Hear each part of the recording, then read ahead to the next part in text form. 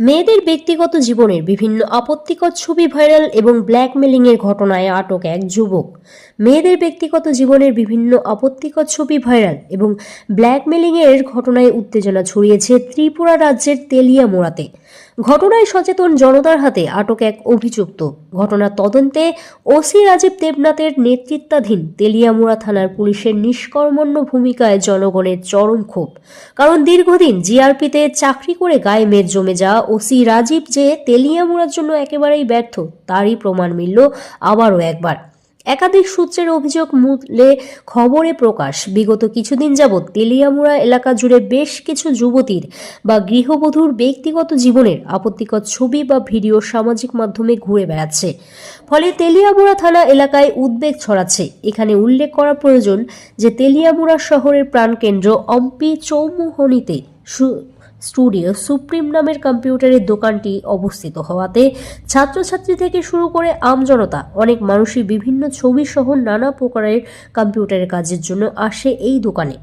অভিযোগ, এই সুযোগকে কাজে লাগিয়ে ওই দোকানের কর্মচারী নির্মল সূত্রধর ওটিজির মাধ্যমে লোকের মোবাইলের ফোন থেকে ছবি নেওয়ার কথা বলে মোবাইল ফোনে থাকা বিভিন্ন ব্যক্তিগত এবং আপত্তিকর ছবি নিজের কাছে কায়দা করে সংরক্ষণ করে এবং পরবর্তীতে সেই ছবি বা ভিডিও দেখিয়ে ব্ল্যাকমেলিং করে বলে অভিযোগ সামনে এসেছে।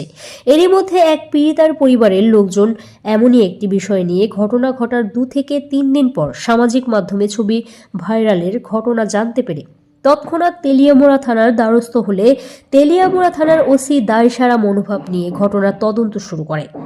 থানার অভিযোগ করার 4 থেকে 5 দিন গড়িয়ে গেলেও পুলিশ তদন্ত একেবারেই ব্যর্থ প্রমাণিত হচ্ছিল। শেষ পর্যন্ত শনিবার এক প্রকার বাধ্য হয়ে পীড়িতার পরিবারের লোকজন সহ এলাকার এক অংশ সুবুদ্ধি সম্পন্ন সচেতনতা যুবকের নিজেদের ব্যক্তিগত উদ্যোগ গ্রহণ করে জানতে পারে আসলে গোটা ঘটনার মূল মাস্টারমাইন্ড স্টুডিও সুপ্রিমোর কর্মচারী নির্মল সূত্রধর।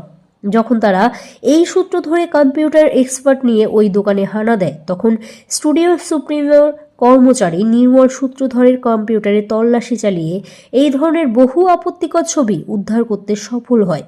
তৎক্ষণাৎ এই ঘটনার খবর দেওয়া হয় তেলিয়ামুড়া থানায় এবং পরবর্তীতে উত্তম মাধ্যম দিলে সে নিজের মুখেই স্বীকার করে গোটা ঘটনার পেছনে সে জড়িত। শেষ পর্যন্ত তেলিয়ামুড়া থানার পুলিশকে খবর দিলে নির্লজ্জের মতো তেলিয়ামুড়া থানার ব্যর্থ পুলিশ ঘটনাস্থল থেকে অভিযুক্ত নির্মল সূত্রধরকে তেলিয়ামুড়া থানায় নিয়ে যায়। এখন প্রশ্ন, এক্ষেত্রে তেলিয়ামুড়া থানার ওসি রাজীব দেবনাথের নেতৃত্বাধীন মাথা ভারী খাকি বাহিনীর ভূমিকাটা কি? ঘটনার 2 থেকে 3 দিন পর তেলিয়ামুড়া থানায় ঘটনা সম্পর্কে জানানো হলো কেন নড়ে চড়ে বসেনি পুলিশ? উঠছে একাধিক প্রশ্ন।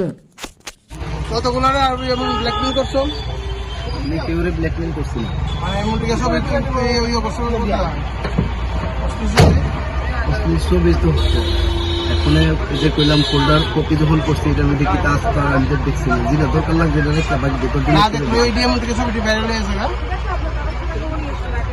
কম্পিউটারে যে রিফাও আছে সেটা ল্যাম রিফাও আছে। এখন পর্যন্ত তেলিয়ামুড়াতে যতগুলো ভাইরাল হইতাছে এগুলা কি সবই তুমিই করতেছো? না। হ্যাঁ না, ওই ঘটনাগুলোর সঙ্গে তোমার কোনো সম্বন্ধ আছে কিনা? না। কি নাম তোমার? নির্মল সূত্র। কোন জায়গায় বাড়ি? তেলিয়ামুড়া করিলাম।